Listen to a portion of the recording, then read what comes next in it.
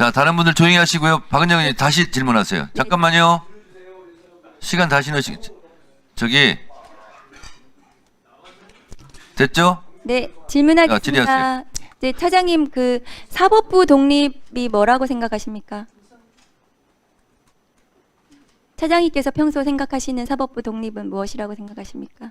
외부의 압력에 흔들리지 않고 헌법과 법률에 따라 양심에 따라 재판하는 것이라고 생각합니다. 예, 그 외부의 압력은 정치 권력으로부터의 독립이라고 저는 생각합니다. 국민으로부터 독립된 것은 아니겠죠. 당연합니다.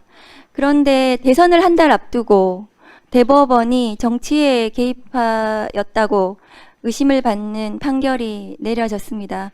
이 판결은 선거에 영향을 미칠 것이라고 보는데 어떻습니까, 차장님? 예, 판결에 대한 평가는 다양할 수 있을 것으로 봅니다. 네, 영향을 미칠 수도 있겠죠. 예, 뭐 거기까지는 제가 답변 드리기는 어렵습니다. 차장님 생각은 어떻습니까? 이 판결은 지금 대통령 후보로 나온 후보에 대한 판결이기 때문에 선거에 영향을 미칠 수 있겠죠.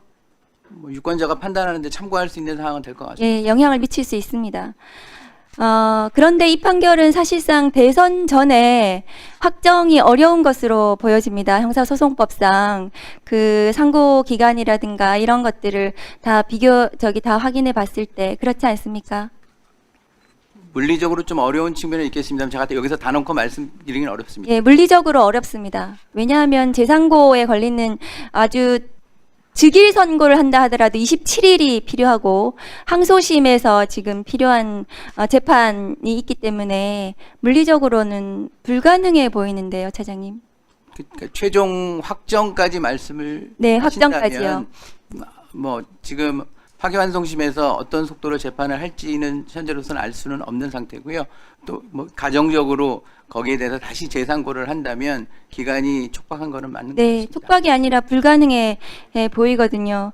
판사 정원이 몇 분이신가요? 3,200명이 예. 현원입니다. 어제 판결로 판사 3,200여 분의 명예가 무너졌다고 저는 생각을 합니다. 이 판사들이 정치적인이라는 비판에서 자유로울 수 없을 거라고 생각하고 어제의 판결로 사법의 불신이 극대화되었다고 저는 생각을 하거든요. 어제 조희대 대법원장께서 어제 판결문을 낭독하시면서 대통령 후보의 발언의 허위 사실의 판단은 국민의 인식을 기준으로 해야 된다 이렇게 말씀하시던데요. 국민의 인식을 기준으로 한다면 대법원은 폐지되어야 된다. 저는 그렇게 생각합니다. 이러한 문제적인 상황에 대해서 누구든 책임을 져야 되지 않겠습니까?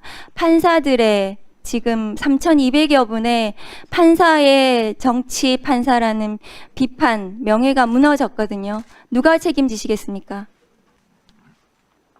누차 말씀드린 것처럼 판결에 대한 평가는 다양할 수 있고요. 최고법원의 판단은 존중돼야 된다는 게 저의 생각입니다. 이러한 정치적인 판결에 대해서 사법부의 독립이 무너졌는데 아무도 책임지지 않습니까? 화면 좀 올려주십시오. 차장님, 그 21일 날 전원 합의체에 회부가 됐습니다. 맞죠? 예, 전원합의체에 회부된 시점은 그렇게 네. 되어 있습니다. 그래서 9일 동안 한 것이 아니라 이 대법관들 10분, 12분의 이 기록을 소부에서 심리를 하다가 이 전체의 대법관, 그러니까 소부에 심리하는 대법관 외에 나머지 대법관은 몇 분이십니까? 소부 외에 전원 합의체에 합류하게 된 대법관은 몇 분이실까요? 지금 그 소부의 네 분이시니까 8분이시죠? 대법원장님 제외하면은 네, 그렇습니다. 7분이신 거. 7분이시죠. 그런데 그러면 이 7분은 21일부터 기록을 본 겁니다. 왜냐하면은 소부에서 전원 합의체 회부가 21일이기 때문에요. 그리고 21일부터 22일 날 합의기일이 있었고요. 22일은 노태학 대법관이 회피하는 합의를 했습니다. 그렇죠. 제가 대법관님들의 합의 과정은 알 수는 없습니다만 언론 지금 보도에는 그렇습니다. 판결문의 그 보충 의견에서 설치를 한 대법관님들의 의견 내용을 보게 되면 항소 이유서와 답변서 의견서가 접수되는 대로 지체 없이 제출 문서를 읽었다라고 되어 있는 것으로 봐서는 그와 같이 문서가 접수되는 대로 검토하지 검토하지 않으셨나 이렇게 생각하고 있습니다. 글쎄요, 소부에서 심리하다가 전합으로 올라간 시간이 21일이고 22일은 합의, 노태학 대법관의 회피를 위한 합의를 했기 때문에 실제로 이 대법관들이 이 기록을 이 사건을 검토한 시간은 21일 이후부터 24일까지, 그러니까 24일 날 두 번째 합의에서 합의가 됐다는 거거든요. 그래서 이 판결이 나온 거 아니겠습니까? 그때 다수 의견이 합의가 형성이 됐기 때문에 이 선고가 났고, 그렇다면은 이 판결, 이 기록을, 이 6만 페이지, 7만 페이지를 본 시간은 제가 보기에는 21일부터 24일 이 사이에 기록을 보고 자신의 의견을 결정한 것으로 저는 보여집니다. 그것은 불가능합니다. 그래서 이 사건이 날림 재판이라고 말씀을 드린 겁니다. 화면 올려주세요.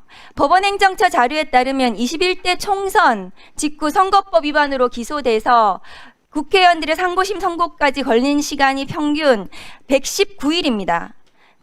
그러나 이재명 대표에 대한 상고심은 불과 36일에 해당합니다. 이러한 633의 원칙은 사실은 당선자를 기준으로 하는 것입니다. 왜냐하면은 공직에 당선되어서 장기간 재판을 받으면 그 지위가 혼란스럽기 때문에 빨리 재판을 해서 그 지위를 확정시켜 주려는 것이지, 낙선자에 대해서 633의 원칙을 지켜야 된다 이렇게 하는 것은 맞지가 않습니다. 그럼에도 불구하고 이 사건이 633 원칙도 제대로 지키지 않고 이재명 대표에 대해서만 다른 후보자들, 총선에서 다른 사람들하고는 달리 졸속으로 36일 만에 재판이 완성이 됐습니다. 그리고 이 대통령 선거에서 당선된 대통령, 윤석열 대통령에 대해서는 형사소출을 할 수가 없는데도 그 상대방인 후보에 대해서만, 낙선자에 대해서만 633을 계속해서 고집했던 것은 윤석열 친구의 친구인 조희대 대법원장이 판사 3,200명을 이끌고 정치